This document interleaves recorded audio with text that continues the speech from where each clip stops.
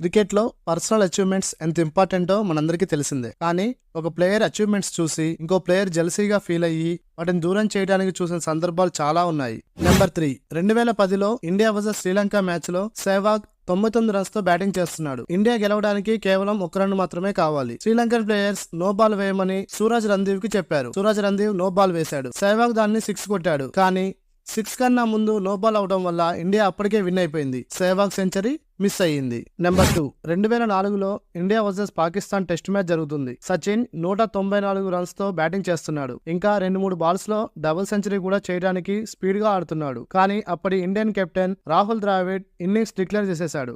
Number 1, 2023 world cup India versus Bangladesh match లో Kohli 97 runs తో batting చేస్తున్నాడు. సెంచరీకి 3 పరుగులు మాత్రమే కావాలి. ఇండియా గెలవడానికి కేవలం 2 పరుగులు మాత్రమే కావాలి. Bangladesh bowler leg side wide వేశాడు. కానీ లక్కీగా ఎంపైర్ దానిని వైడ్ ఇవ్వలేదు. Next ball Kohli